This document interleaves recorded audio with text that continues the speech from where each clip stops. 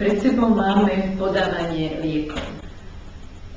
Vieme, že lieky sa podávajú nielen v zdravotníckych zariadeniach, medzi ktoré zaraďujeme nemocnice, hospice, prípadne ambulancie, ale aj v zariadeniach sociálnych služieb, to sú domovy dôchodcov, domy s opatrovateľskou službou a rôzne iné inštitúcie sociálneho charakteru, ale najmä v domácnostiach, kde sa staráme o opatrovanú osobu. Ako sa k liekom dostaneme? Alebo ich predpíše lekár, alebo voľne si ich môžeme kúpiť v lekárni. Určite je ale vždy lepšie, ak lekár nám doporučí na určité príznaky alebo ochorenie liek, pretože tam sa dá očakávať, že ten liek vylieči tú osobu a hovoríme, že je to očakávaný účinok lieku. Tým, že ja dám užiť liek tomu opatrovanému, ktorý vlastne ten liek užíva úplne prvýkrát, nebol ešte nikdy v kontakte s týmto liečivom a o chvíľu, nejakých 10-15 minút mi povie, vieš čo, ale úžasný smäd mám.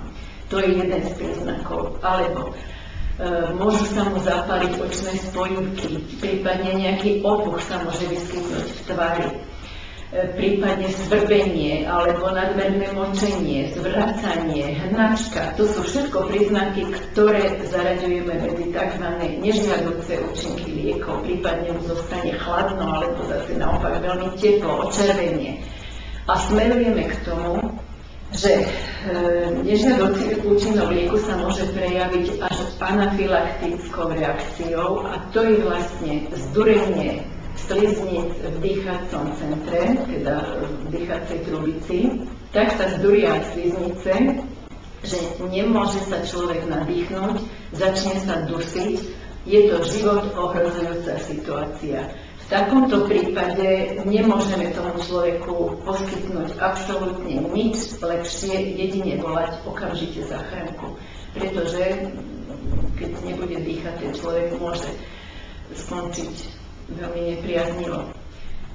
Na príbalových letákoch liekov, ktoré sú vždy v každej liekovke a v každej teda tejto krabičke, je presne napísaný účinok lieku, nežiaducí účinok lieku a okrem toho, že si prečítame ten príbalový leták, našou povinnosťou je prečítať si aj názov lieku, porovnať ho s tým, čo nám ten lekár predpísal, prečítať si ale aj gramáž, teda silu toho lieku, lebo niekedy sú 5 mg, niekedy 10 a musíme aj na to dbať. A ešte tu dátum na tejto každej krabičke a ten dátum nám hovorí o termíne, dokedy ho môžeme bez problémov človeku podať, bez problémov takých, že teda nebude škodiť ten liek. Čiže je to dátum spotreby alebo dátum expirácie.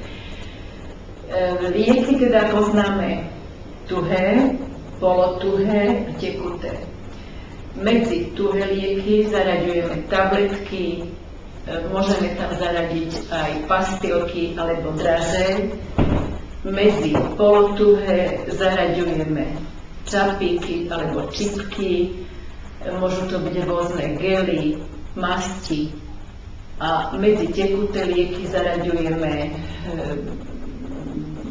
napríklad sirupy, kvapky, ale aj rôzne také preparáty, ktoré sa môžu použiť na vnútorné alebo vonkajšie účely. Niekedy býva na tom lieku, najmä na týchto tekutých liekoch, taká adjustačná páska, je tam napísané, že zákal nie je na závadu. To sme len upozornení na to, že prakticky ten zákal je zrejme liek a pred podaním by sme to mali pretrepať, aby sa teda ten liek rozptýlil v tej tekutine a potom až by sme ho mali tomu človeku podať. Alebo niektorý liek má napísané, mal by byť uskladnený v tme, prípadne v chlade. Toto všetko je tam vždy napísané, takže našou povinnosťou je, aby sme si to prečítali. Okrem týchto teda druhov liekov alebo konzistencií, podľa ktorých sme si rozdelili medzi tuhé, polotuhé a tekuté formy, by sme si mali povedať aj o podávaní lieku priamo tomu opatrovanému. Ako to v praxi vyzerá, to si môžeme popísať.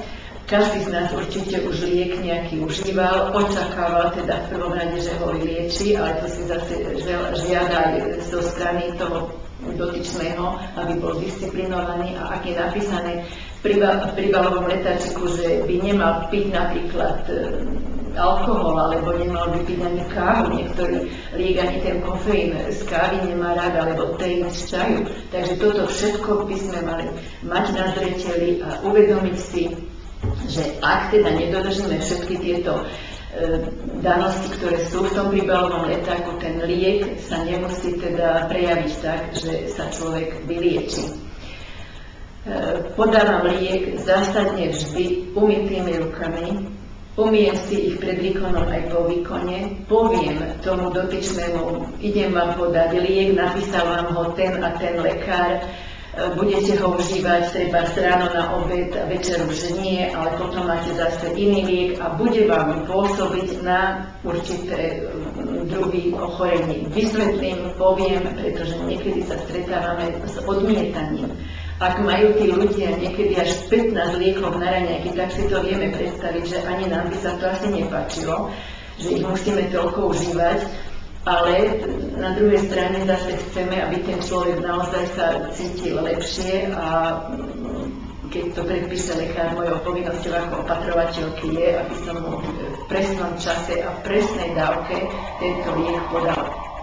Takže keď vysvetlím tomu človeku, že mu idem podať liek, pripravím si vodu, pretože to je najzákladnejšia tekutina na zapitie lieku. Niekedy mi povie ten človek, počúvali sme, že viete, ale je tak strašne horký ten liek, tak je nepríjemný, dajte mi prosím vás nejaký džus. Vysvetlím. Aby vám ten liek účinkoval, potrebujete ho zapiť čistou vodou. Ak vám zostane zláchuť v ústach, pokiaľ nie ste diabetik, ale diabetik môže si dať nejaký cukríčok, ale ten musí byť naozaj umelé sladidlo pre diabetikov a nie pre bežnú zdravú populáciu.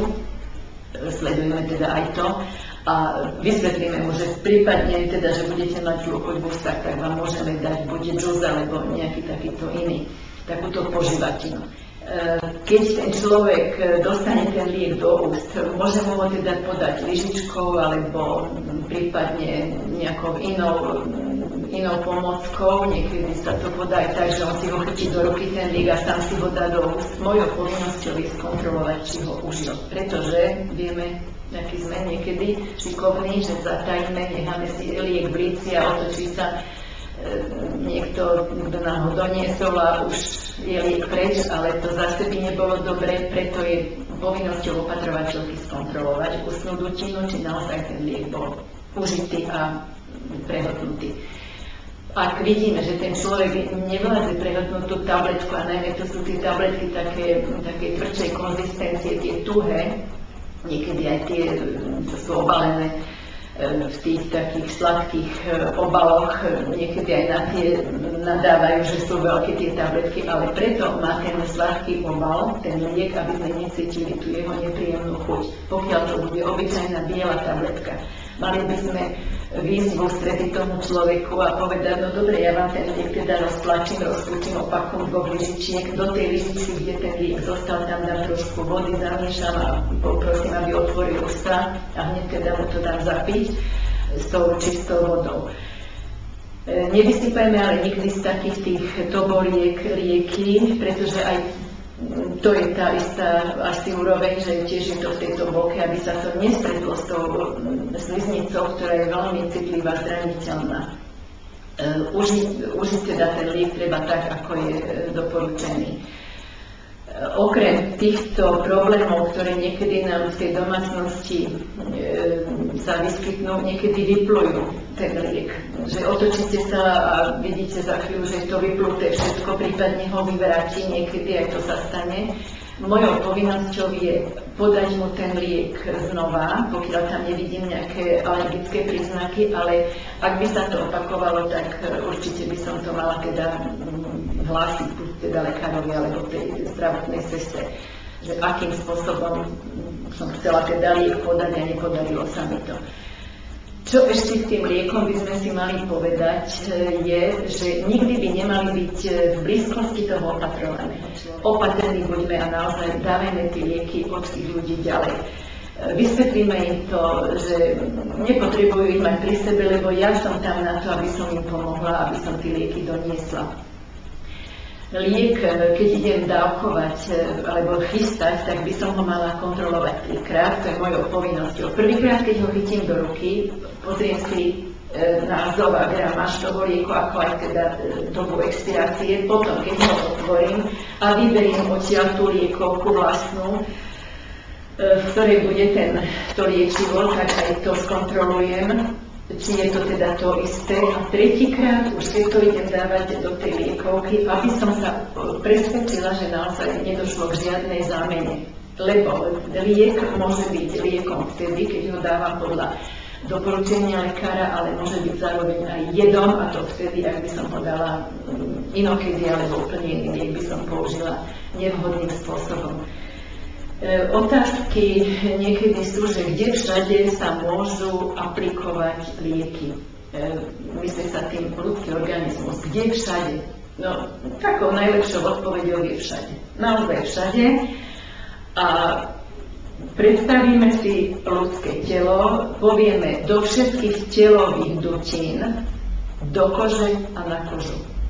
A máme pokrytý úplne celý organizmus a potom si to môžeme premeniť na drobné dutiny, hlavové dutiny, vyučovacích našich funkcií a už je teda aj rozmnožovacích a vieme teda, že všade tam a do kože sa dáva obyčajne liek, ktorý nám ale musí naozaj doporučiť lekár, že môžeme takým spôsobom postupovať a na kožu to sú rôzne obklady, na plaste, to môžu byť tie rôzne masti, gely, to je teda na kožu.